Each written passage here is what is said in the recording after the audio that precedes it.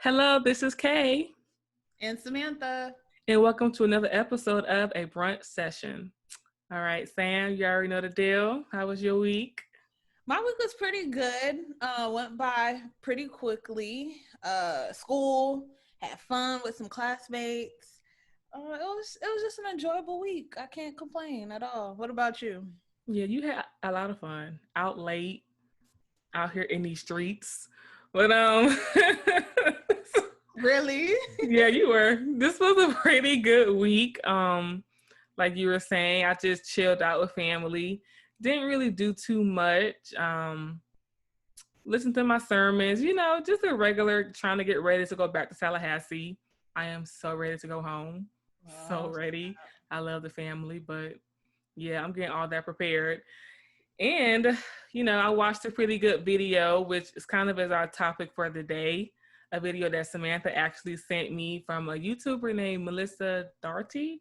Hope I'm pronouncing her last name right. I think But so. she's basically a Christian YouTuber, and she speaks a lot about Christianity. And Sam sent me a really great video this week that really got us both thinking about New Age religion and manifestation and just everything that seems to be happening right now when you hear people speak about, zodiac signs playing a part in their purpose or vision boards. She really spoke about law of attraction. She spoke about many other new age religion phenomenons, but law of attraction really stuck with me and Sam. Yeah. So one thing I do want to say is I'm just happy at the fact that I sent Kanithia a video and she liked it. Because usually when I send her stuff, old girl either never wants to watch it or she watched the first few minutes. Oh, I wasn't feeling it, so I just turned it off. So the fact that she was able to watch this whole video, I'm happy. All right. Secondly, the reason I found the video was because for some reason, I don't know why, but it's been in my heart to try to understand what manifestation meant.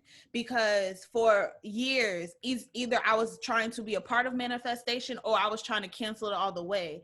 But then I would hear pastors talk about manifesting. And I'm just like, well, how does that correlate how can we manifest things if we're not God ourselves? Like if God ordained it, then that means it would happen because he ordained it, not because we're manifesting it ourselves. So the whole thing just really confused me. And so I got to a point, instead of trying to figure it out, I just canceled it out. But it just kept resonating in me, try to understand what it means, understand. And this video literally answered all my questions. Because I had so many questions, I also communicated with Kanithia about it. And she, kind of canceled out herself too. So when we watched this video, it literally answered and made us realize so many things that's very confusing. One, in the church life. Two, in the United States, not even only United States, but in the world right now. We're very confused with what Christianity is and the difference between New Age.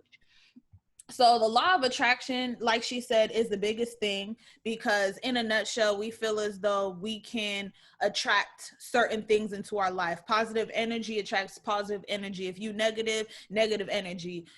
With that, we claim it as the universe. People use God, but it's literally them talking about the universe, karma, things of that nature. And I don't think people understand that that's a new age religion. That has nothing to do with Christianity. Yeah. Doing certain things is not going to make it more beneficial for you to be better in life.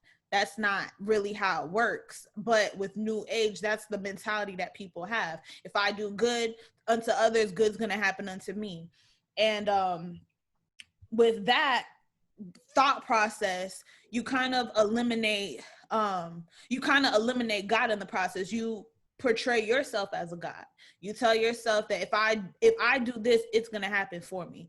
In a nutshell, it adds up to manifestation. Why?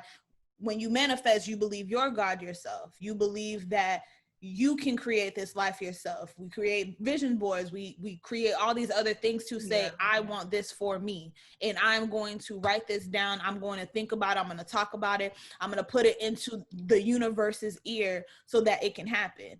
And it's too many times in church life, they talk about that.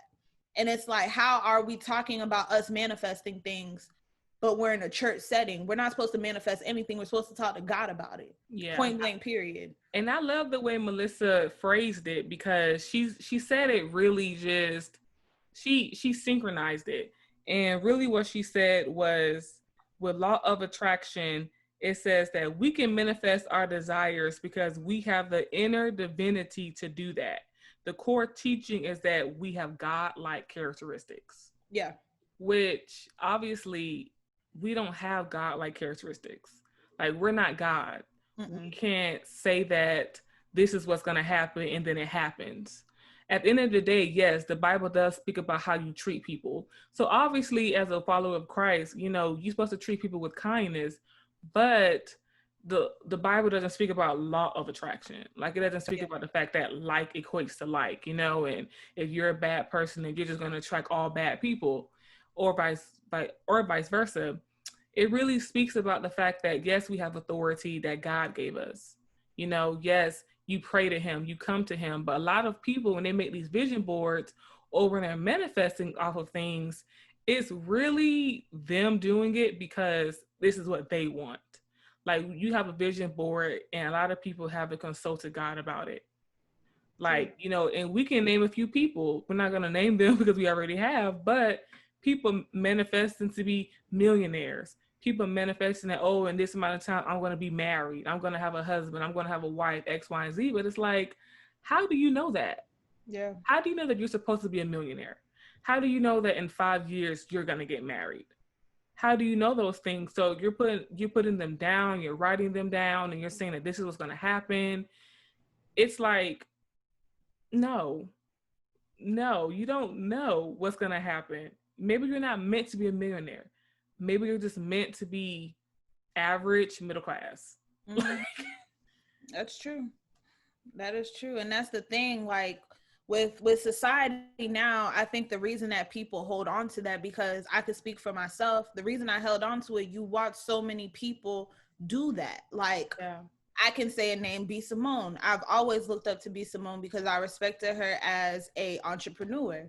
But when she constantly would confuse the whole, I'm going to be a millionaire and I'm going to do this. It's like, are you sure that God's telling you? Because every time you talk about it, it's I am going to do this. I'm going to create this. I'm going to be a billionaire. If God ordained that for you, you would fit, like, vocalize that. And she doesn't. She vocalizes that she wants to do this. God's going to allow her to do this. What God are you talking to? Because at the end of the day, God tells you what you're supposed to do. You're telling him what you want to do, and you're expecting him to do that in return. So you're creating a book called Manifestation. You're telling everybody you're a manifestation queen because you are creating this, change your mentality. Like, that's another thing. I can see how confusing it can become, because if anyone watches her videos, she also talks about I'm gonna manifest. I like positive energy. I feel like when you give out good energy, that's new age. And then she returns it back to Christianity, saying, well, I need my alone time with God, and I need my alone time doing this, and I need to write in my journal. It's like you're colliding both. And it confuses everybody when you collide both, because it's not supposed to be put together. It's very confusing. I fell into that as well, you know, thinking that I could write things down, because me journaling, my feelings and my thoughts were different than me writing down a list of things that were going to happen. Mm-hmm. That's very different. And I had a list and I put it in my Bible because I was like, oh, I'm allow God to just, his word to surround it. Yeah. But at the end of the day, I had to look back at that list and I was just like, a lot of things on here, yes, they're amazing things. Yes, me wanting to get married, me wanting to have my own practice, me wanting to do all these things. Yes, there were beautiful, amazing things, but there were things that I wanted. They were not things that I knew for a fact that God wanted me to have. And it's so funny because now I look back on it and I don't even want to do psychology anymore. Like, I don't even want to counsel. But when I wrote down on that list, oh, I'm going to be a counselor, it was like, it just goes to show you that God's will for your life is not always what you want. It doesn't always measure up. Yep. He's going to want something so much better for you. So looking back on my list, half the things on that list, I don't even want to do anymore. because I wasn't meant to do them in the first place. They were things that I wanted because people had made me feel like this is what you should want. Yeah. You should want to have your own practice. You should want to own your own business. You should want to do all these things. But it's like man-made perception and pressures, that's not God. Yeah. God isn't telling you, yeah, open up your own business. Yeah, have your own this, do this and do all these things. God might be saying, I haven't called for you to do any of those things at all. But we want them so bad. We want to be the HBIC. We want to have all these things. We want to have the money in the cars and I'm going to do all these great things. And God is saying, you are going to do great things, just not those great things. Exactly. Like, but people are so stuck on that and we romanticize it because people have vision board parties and let's get wine and food and it sounds so beautiful. And that's how it gets you, is that whole thing of, well, if you do good to others, it'll come back to you in positive energy and your energy is negative. And let's just stay positive and be happy and manifest. And you're going to have these things if you just tell the universe that you want it bad enough. People fall into it because they're like, yeah, that sounds good. Great. That sounds real good. But then it's like when things don't happen that way, you're like, well, maybe I'm not manifesting hard enough. It's like, no, because it's not God. That's why it's not happening. It's not God. And the thing is like we easily fall short into that because we cannot mentally, we have to know what's going to happen in the future, which is why like manifestation and the new age is so popular because no one wants to live a life of confusion. No one wants to live a life of not knowing what the future entails. Just like I remember when I watched the sermon of Michael Todd, he was talking about rip up your list. I remember I used to have so many questions like, what you mean? Like, if I rip up my list, what am I supposed to do? Like, what am I waking up to do? Like, I don't understand. And it's so crazy at the fact that I would prefer to foretell my future than live in the present. And it's baffling. And I'm literally making up ideas of what I think I want in my future. And I'm not even realistically embodying my day-to-day. I'm not, because I'm too pressed on, let me make sure like I'm doing this and I'm writing down that I want to be a millionaire and I'm going to work hard towards being a millionaire. And that's on my forefront. That's in the forefront of my thought process, not enjoying moments with my family, not enjoying moments in school. I'm thinking, let me make sure I think about being a millionaire. I want to make sure I'm thinking about having this money in my pocket. I'm trying to make sure I have these things that I've set aside for myself. When you hear rip the list, you get so confused. And in this generation, we watch so many people become so wealthy, have money, and we don't watch their process. I think the thing is that we don't understand what sacrifice is and things that people have done to get to where they are. Like, let's be real. In this generation, we're thinking about people manifesting, and I can use B. Simone as an example. We're thinking about people manifesting. We're watching the money come in, and we're not thinking about what they're doing in the background to make that happen. Because in a nutshell, them manifesting, they're making a lot of sacrifices, not to say mentally like this positive energy thing, but they're stepping on people, they're lying to people, they're stealing from people, they're probably scamming people to manifest these things for themselves. And in their mindset, because I know that I want this, I'm willing to sacrifice everything and anything to get it. I'm going to be like God and have power to control what I can. Yeah. So I use B. Simone as an example. She's claimed that she wanted to manifest $1 million in her savings by a certain time. Literally comes out with a book that literally steals, not to say steals from people, but at the end of the day, it does not portray a positive light. And in a nutshell, instead of you giving back all the money or selling back the books or whatever the case is, you stop it, keep your money. I'm still a manifest queen because I've made the money, but now you've lost it all because you've done it in a way where it's like, I wanted this money, so I'm going to make my way to have that money. And you were just shown by God that, hey, listen, you got that money, but you got it the wrong way. So you're going to lose it some way, somehow. God will always, one thing about God is he will always show you your wrongs. He will always hold a mirror up to you and allow you to sit and realize, wow, like I really wasn't consulting you the way I should have, because at the end of the day, when you do things on your own timing, you really you miss a lot of things. 100%. Like, that's why God puts us through what he puts us through. People look at the struggle and they feel like, why am I struggling? A lot of it is to teach you something. David had to struggle. David was anointed king by Samuel long before he became king. Yep. Like, he had to run from Saul. He was in and out of caves. Like, he was going through it, trying to figure out, why is this happening to me? Like, what is going on? But he learned all those things. He had to learn how to be a great leader. He had to learn how to stand up in the face of adversity, because being a leader and being a king, he knew he was going to have to face a lot of challenges. You're a king. At the end of the day, who's to say that God did not want those $1 million to come? But because she did it on her time, she missed so many steps. Mm-hmm. Like, she didn't realize you should have been checking your team. Yep. You should have been realizing that you can't just be putting out stuff and not double check and hold up. Let me make sure this is not done already. Because if you would have waited, maybe if you would have waited, you would have kept that $1 million. You could have kept it, and you could have learned so much. Because what if you would have went through something else, a challenge, and you would have realized, hold up, now I know that for sure. So by the time your book came out, couldn't nobody say nothing to you. Yeah. Because you already know it. You know what's going on. But when you do things on your time, and that's the thing, we all, not even just B. Simone, because this is not a B. Simone hate train. We like her. Not at all. Not at all. We use her as an example. Yeah, it's a perfect example, really. It really is. She put herself on that manifestation pedestal, so we have to use you, sis. So at the end of the day, people are built, we try to use our own time. Like, and I wrote this in one of my pieces that I wrote, and I was like, why are we trying to fight time? Like, why do we feel like by this age we gotta have this? God doesn't go off time. God doesn't say at 35, this is what needs to happen. At 26, this is what needs to happen. At 23, if you haven't graduated college, you're not gonna graduate. At 25, you need to have a man. Like, God doesn't say any of these things. God doesn't go off time. We go off time.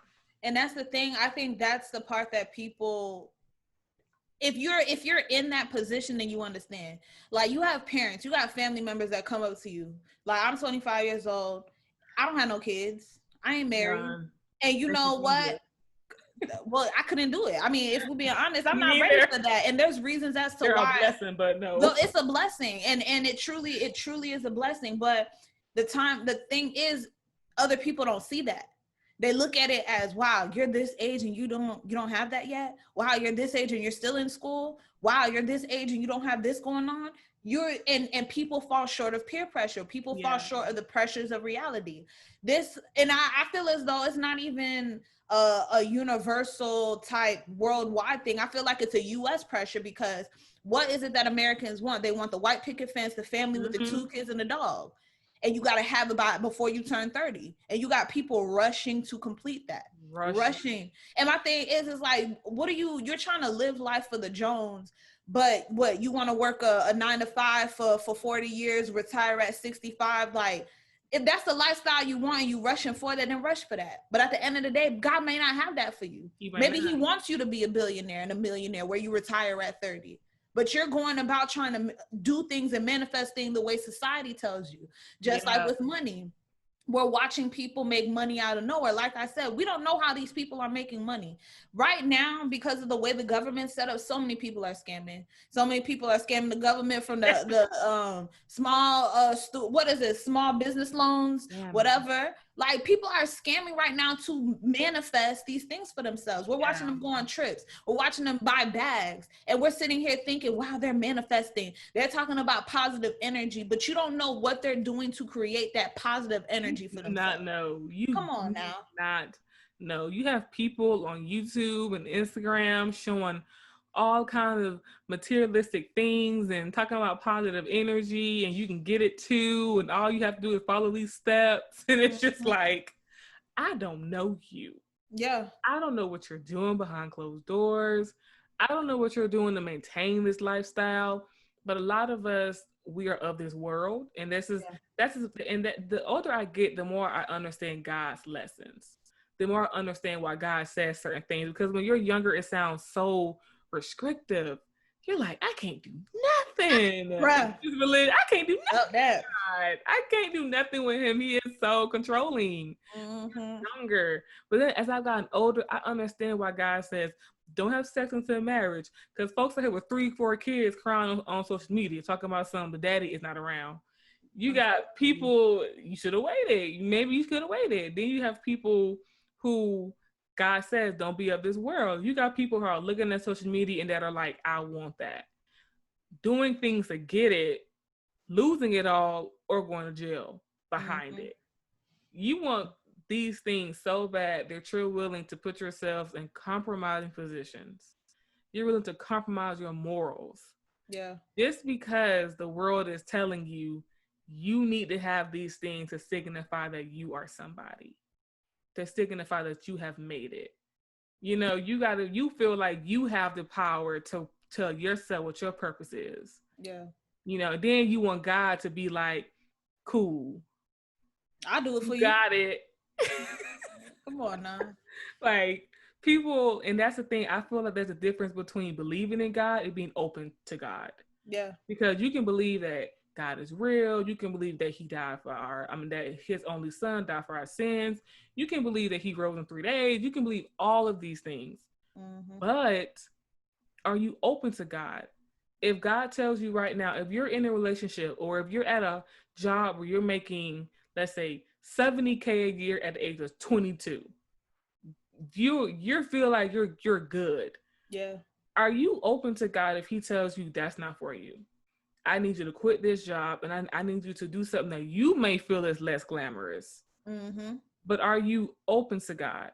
And and we talk about Pastor Todd again because he has such a great testimony where he speaks about the fact that he was on his way to becoming a huge music producer.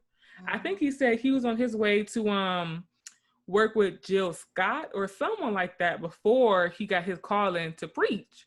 He was on his way about to go to New York to make $100K a year as a young married man. But he got called to preach. A lot of people, if you're not open to God, a lot of people would have been like $100K a year going to New York for, out of here. Even if you got that thought in your head that said this isn't for you, you not being open to God makes you feel like, nah, like I can't, this is opportunity of a lifetime. But you're not open to God. You believe in God because you're like, God did this for me. But you're not open to him. And a lot of people are not open to God. I feel like a lot of people hold on to things and we hold on to our list. We hold on to our manifestations. We hold on to our visions. We hold on to the things that we want, our desires. And when God tells you, this is not it, you feel like, I don't know about that. Like, I've been working pretty hard toward this. You know, and I have my testimony where for a long time, I wanted to be a clinical psychologist and thought I was going to work for the military. And I had this whole I had a whole vision, y'all, a whole darn vision. And I had been talking about it for a long time. And finally, God gave me a vision one day, and I just knew automatically that was not for me. Yeah. And I had to give it all up. And I had invested a lot of time and energy into this being my life. And God said, that's not for you. And I had to really pray and be open to God for me to turn everything on its head. And now I'm on a whole new path doing things that I've never really thought I was going to do before. Like I never thought I would do a podcast. Never thought I would go into the field that I'm trying to go into. Never thought I would try to do a website. I never thought I would do any of these things. Yeah. But God was like, that over there, you got to let that go. And I had to let it go. And it was hard to be open to God because I'm like, I'm 25 years old. Like, I'm in graduate school. Like, what you mean? This ain't it. You couldn't tell me this when I was 19? Nah, you got to wait now.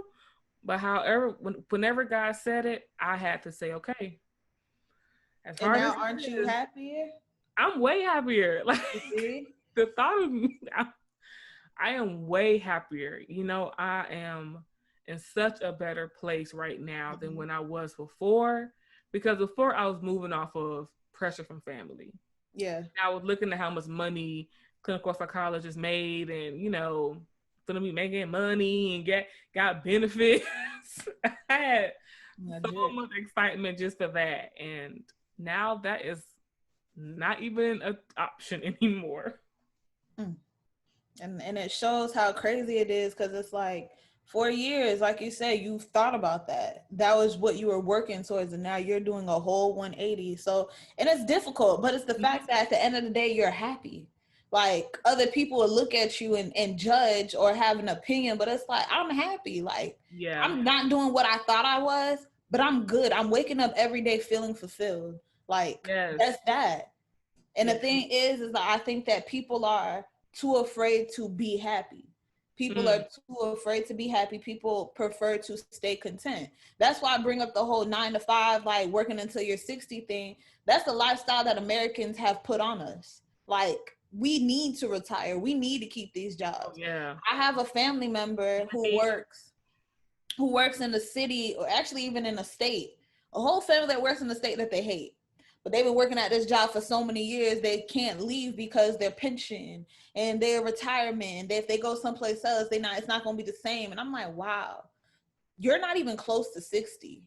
And you're literally, because you've made this lifestyle for yourself and you're very unhappy, you're going to continue doing it because of what you've assumed you've manifested for yourself later on, which is your retirement, which is the free will to travel later on, where you're getting government help and 401k and all that stuff later on in life. You're willing to settle for the next 20, however many years, to do something when you're 60, when unfortunately you don't even know if you're gonna hit 60. You don't. Like, come on now. You don't. So it's like, wow, you're so afraid to be happy. You're so afraid to listen to God's word. You're so afraid to move on your own accord. You're so afraid to be uncomfortable. That's the thing. Comfort, when I tell you, comfort will break you. Comfort will have you, quote unquote, living in the moment. Come on, YOLO, bruh. Living in that moment a whole year later. Like, you in that same moment.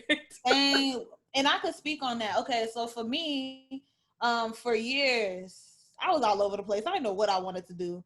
I had an opportunity. To go to a 4-year college, and I listened to my family, and I was like, oh, they said it's cheaper for me to do 2 years at a community college and then go someplace. So I spent 2 years at a community college, not knowing what I wanted to do. I knew it was going to be something medical field, but I didn't know what. I knew it wasn't going to be a nurse, but I didn't know what. So I'm sitting here taking these classes, settling in life. I'm in a relationship. I was happy. I had my friends. I was happy. And I was just content. I was literally YOLOing for 2 years. Then I was like, shoot, let me YOLO for another 2 years. And I'm YOLOing with a purpose, but it's a purpose that I didn't need. I told myself, okay, I'm a YOLO for 2 years, continue these classes so I could go and become a pharmacist. Let me tell you how much I hate being a pharmacist, or like even consider, like when I was a pharmacy tech, hated it with a passion. I hated drugs. I hated dealing with drugs. I hated counting drugs. But because I was so content and I was settled, I said, shoot, might as well. I've been doing it for 2 years. I could do it for another like 60. I could do it still. I might as well.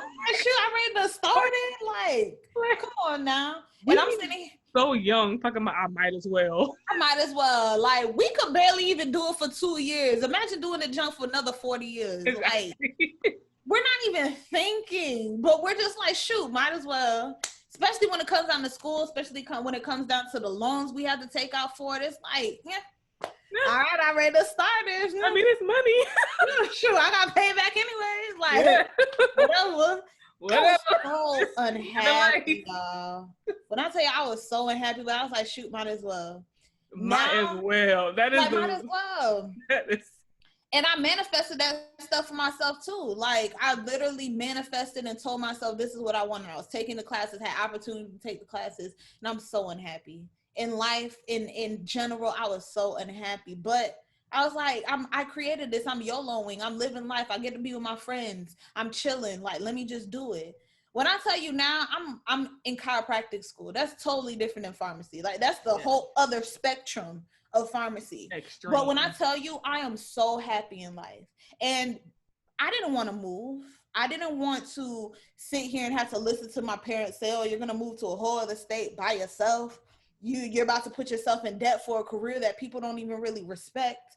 Like, I'm telling you, I had so many negative connotations when it came down to this move, but it wasn't my move, it was God's move. Mm-hmm. And that's something that was very hard for me to understand, because I'm just like, I had to quit a job that I had that so many people thought was the best I could probably do in life. I was working at a hospital, in my mindset, barely making any money to be a graduate. But everybody else, Samantha, why would you leave this hospital to go back to school? You're making good money. Like, you could just stay here, work here for another few years, and then become a nurse. And be Let me miserable. tell you, that's one thing. Haitians, please, my Haitian community, please stop pushing nurse on people. If people want to be a nurse, let them be a nurse. But if they want to aim higher than nursing, let them aim higher, please. If they want to aim lower, let them aim lower. But allow people to choose their own destiny. Stop throwing nurse in your children's face. Mothers, fathers, please. Haitian parents, please. Anyways, you can see I'm hurt, but I mean, yeah, no, or not even choosing your own destiny, but allow people to listen to God, please. And it just reminds me, like, going back to, you know, our whole new age manifestation and us thinking that we have control, and, you know, not listening to God. It reminds me of a book that I read by Elaine Welteroth, she does like a fashion director. I don't want to get it wrong, for Teen Vogue. Mm-hmm. And I read her book called More Than Enough. You guys, I would recommend, if you are a reader, if you want to read an inspiring memoir about overcoming, that's the one. But in the beginning of the book, she spoke about the sexy choice versus pretty much God's choice. Mm-hmm. And how the sexy choice, you know, she kind of spoke briefly about how she had an opportunity to work for, I want to say it was either Essence magazine, you know, which was like hot and fresh at that time, and that was her sexy choice, and she was going to intern with them. And then she, you know, she had her God's choice, which was Ebony, which was not as sexy or as huge as Essence during that time. But when she had to listen to God, and God told her that Ebony was the way to go, she ended up getting an internship, staying on past the summer, getting paid, being able to stay in New York. When that Essence, the summer intern that she was going to be going in with, they all got let go at the end. They all, at the end of the summer, they had to go back to their hometown or wherever they were from. So it just goes to show you that the sexy choice, which is mainly our choice. Yeah. The sexy choice is what we want to do. The sexy choice is, you know, being successful, getting married, having money, looking this type of way, having a great paying job, being able to travel, having all these things. To us, that's a sexy choice. Or whatever your sexy choice is for you personally. God's choice might be betrayal, struggle, challenges.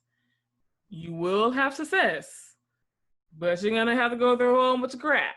Like, God's choice might not always be to you the sexy choice.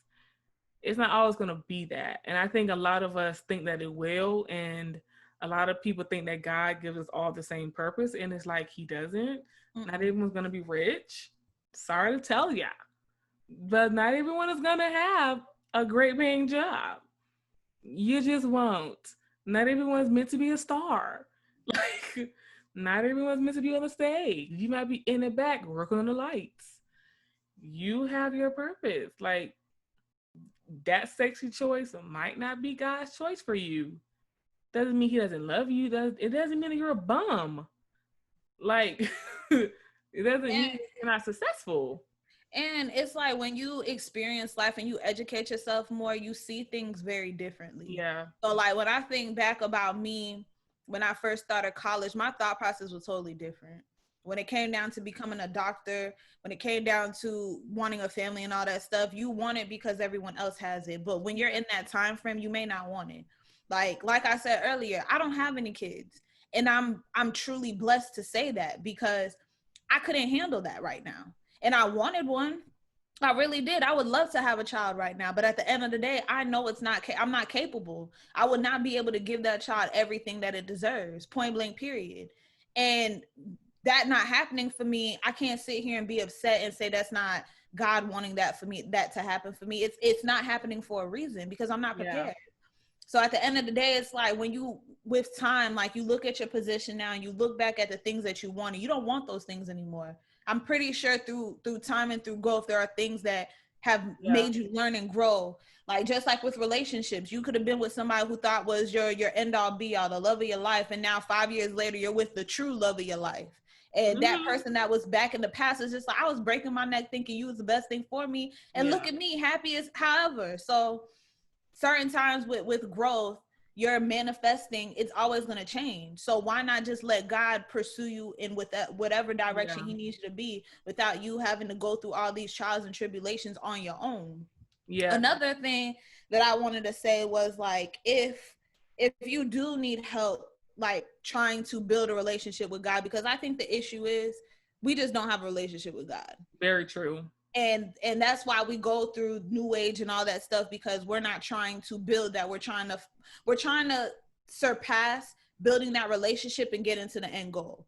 So I have this book that I bought. It's called How You Can Have an Effective Quiet Time with God Every Day. It's by Heward-Mills. I'll put it in the description. And literally it gives different Bible verses, different stories. And it's a pastor or a preacher. I don't know what the different titles are, but it's a man of God who basically talks about how the only way he had his relationship with God is because he made a habit of having quiet time with him, making a huge habit of talking to him daily, reading his sermons, doing what he had to do to build that relationship with him. And it's a very beneficial book, especially for me. I didn't know how to have quiet time with God. So now reading this book gave me the opportunity to understand how to go about it in a most effective way for myself. So I'm putting it out there for you guys, because just in case you are in the same boat as me where you really don't know how to go about having your relationship with God, this to me is really beneficial. It can be definitely difficult. I know, like Melissa Dougherty said in the video, you know, people that talk about new age, people who make you feel that it's the right way, they really get people who are not acquainted with the word. Which I'm in Second Kings right now, you know, so I'm not going to sit up here and say that I'm just so knowledgeable of the word, because I'm not. I'm still learning myself. But the more you read, the more you gain knowledge, the more you gain light and understanding of the word. You'll be able to look at what someone is saying and know that that's not right. Because before I started reading my word and really understanding it, and even reading my Bible app and just different Bible plans that I was reading, I kind of started to realize that, like, the whole zodiac thing. What am I talking about? Why am I identifying myself with a two-headed monster? Like, what am I talking about? The sun sign. I don't know where the sun was when I was born. Nigga, it was up. I don't know. Like, I don't know where the moon was when I was born. Like, it was down. Like, I don't know. Like, oh snap. I'm a two-headed monster. Like, I have moods. I get upset. I get happy. I'm sad sometimes. Maybe it wasn't because I was a Gemini. I was oppressed. Like, my moods were changing because I was going through a mental imbalance, a chemical imbalance. Like, it wasn't because you're a Gemini. Like, where in the word did God ever say, yo, I don't like Tauruses? Like, what? Girl, when I tell you, that jump blows my mind. Like, I was sitting here hearing a conversation. This girl talking about, oh yeah, she's emotional because I forgot what sign she was. Because they're cancers. And I'm sitting here like, okay, she's like, if I wasn't a Cancer, I wouldn't be as emotional. But it's like, I'm just like, wait, so you telling me you have emotion because you're a Cancer? Because you were born I got emotion on July 10th. Because you were born on July 10th, you're emotional. Like, but I wasn't born that day, and I'm emotional. I'm so emotional. So what does that mean? So emotional. Like, I will cry from a freaking book. At the end of the day, like, that, but that goes back to what I'm saying. Before I started reading my word, I really was thinking that was okay. Like, I was calling myself a Gemini all up and through here. Yeah. Like, until I started to understand the word, I realized that God never spoke about things like that. Yeah, God spoke about the stars to light the sky.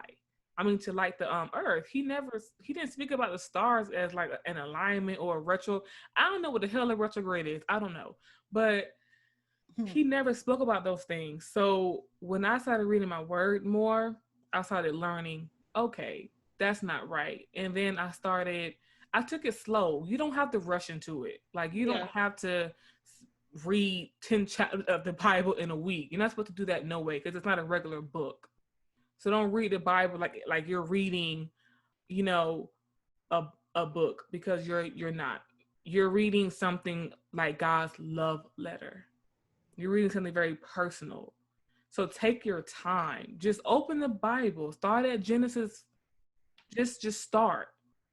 And take some time to pray with God. Like, start off with an hour, or start off with half an hour, to just cut everything off, cut your phone off, cut the TV off, cut everything off, go to a quiet space and talk to God. Like, it doesn't have to, when I first started out with my walk with God, I was under the impression that my prayers had to be structured, they had to be perfect. I would listen to other people that I follow pray, and I'm like, ooh, they pray so great. Like, I need to pray like them. God does not care how you pray. Okay, you can't be cursing now. You can't be acting all crazy. But what you can do is come to God, and you can say, look, God, I don't know how to structure this, but let me just tell you how I'm feeling. Like, I'm mad about this. I'm happy about that. I'm scared about this. I don't know about that. Like, just taking that time out to just talk to God. It doesn't have to be, dear Heavenly Father, flowing and beautiful and violin playing in the back. It doesn't have to be like that. God just says, come to me. Like, God wants to talk to you. He wants to know you. He doesn't care about what the world cares about. He doesn't care about that stuff. And he that's cares the thing, about you coming to him. Yeah, when you start reading the Bible, there are a lot of things of this world that you will realize is very wrong. So, like, in the Bible, it states, astrology, do not follow astrology, do not follow witchcraft, do not follow tarot. If you're following the sky, if you're following the earth and the stars and things, it's for direction. Like, it's for directions, not for telling people. Like, astrology was man-made, and I think that's something that people don't understand. It's literally man-made. Somebody put it together. And I mean, I can't lie, like, you got to understand, if there's a God, there's a devil. You have to understand that. And the devil works in very many ways. Like, I'm talking about, he has a lot of different ways of getting to you, and astrology is one of them. Now, he has powers. He has ways to understand what is going on in the world, and he puts it in a pretty picture for people. Oh, he does. It's a very pretty picture. And people think the devil works out just ugliness. He does not. He would sell you a wet dream. Okay, the devil would sell you, live your best life. That's it. That's the thing. What you want to do. Satanists, their whole saying is do without will, which basically means do what you want. Yeah. That's it. With no consequence. Do what you want. If you want to F somebody who's married, do it. It don't matter. It's your body. It's your body. You can do whatever you want to do. You can have sex with however many people you want to have sex with. It's your body. Do whatever you want. Live in the moment. It's like, and you're like, okay. Yeah, might as well. Sure. YOLO. I only got one life to live. Like, why not? Yeah, why not get drunk? Why not go wild? Why not go crazy? I could die tomorrow. Come on now. The devil makes you feel like, look at all those things. Like, people think the devil is just evil and slithering in your ear. He does that too. But the devil also comes up to you and say, do what you want. Live your life. You only got one life to live. He fine. She fine. This is what you want to do. Like, why stop yourself? Like, come on now. Like, enjoy life. You're young. Experiment. Like, that is what, and the devil tells you that, because the devil told me that when I was undergrad, when I was younger. The devil told me, it's my body. I do what I want to do. Like, I'm grown. I'm leaving home. Like, who gonna stop me? No one's here. Living my life, listen to songs. It's like going wild, thinking I was just so grown, and it felt good on the outside. My inside was not right. Yeah. My inside was not right. Yep, and that's how he gets you. So it's like building that relationship with him is extremely important. And when we say build that relationship, like she said, it's really specifically building your own relationship. Mm-hmm. If you want to start off right. Probably don't even go to church for a little bit. And it's not to say it in a negative way. It's just to say, when I remember when I went to church all the time, I would take the pastor's word and take it and make that my own. So that would be my sermon for the month, for the week, whatever the case is. I wouldn't take my time to really open up the Bible because I already had somebody tell me what the Bible said. And the thing is, I think we forget that people at the head of the church are human also. Yes. They make mistakes. They make flaws. There are some famous pastors out here that are incorrectly reading the Bible and creating their own narrative. I ain't gonna say no names because that's Kenefia's favorite pastor. Yeah, she's so shady. But I'm just saying, it's just, you know, the thing is, it's like we're looking at these people in high positions and looking at them as, not to say our God, but as our leader to God. And it's okay to have a leader to tell you how to go about things, but if the leader is the only relationship that you have with God, then you have no relationship. Yeah. And you need to open up that Bible and take the time to create your own relationship where you will learn discernment, where the Holy Spirit can truly speak through you and to you. Yeah. So, yeah. Definitely have your own relationship with him. Your relationship is not no one else's relationship. Just really be, our main purpose of this episode was to really just say to be careful with New Age religion and do a lot of research. Like we said, read the word and find your own way, you know, like listen to God, because God is always talking to us in different ways. God communicates with Sam differently than how he communicates with me. Yeah. He communicates with you differently. You got to figure out how God communicates with you, because he might communicate with you through other people. He might communicate with you through just visions or your feelings. Like, you really have to pay attention and listen to him. Stop being so busy going from point A to point B to point C to point D and get the bag and get this and get that. Screw the bag. Take some time and really listen to what God is trying to say, because New Age religion, you know, has really got a lot of people up here. So that's crazy. But okay, that's the end of our topic. I do have a question of the day. We're gonna quickly answer it. Quickly, you know. Talked a lot. Okay, so the question of the day is, my friend is dating a guy who, and guys, send us your questions in Instagram DM or our Twitter. My friend is dating a guy who I feel like she can do better than. He's not a bad guy, but she's elevating and he's not exhibiting any growth. I was wondering, why do women settle? This is a deep question. But we're going to try to answer it very undeeply. So it will just be 2 hours. You want me to go first? Okay. You go first. I'm gonna go first because it's so funny that me and my aunt had a conversation about this. And basically everybody has a different definition of what settling is. So for you, she might be settling, but maybe for your friend, like he does something for her that you might not see. Like maybe when she's feeling sad, he brings her favorite candy, or he rubs her feet, or he just does something that you don't really see. And my aunt was telling me that you know, everyone might look at the person that you're dating and might feel like you're settling, but for her, she's happy in her relationship because he does things for her that guys that people thought were great for her didn't do. So that might be with your friend, you know, it just might be something there that you're not seeing. Or some women settle because they don't feel like they deserve better.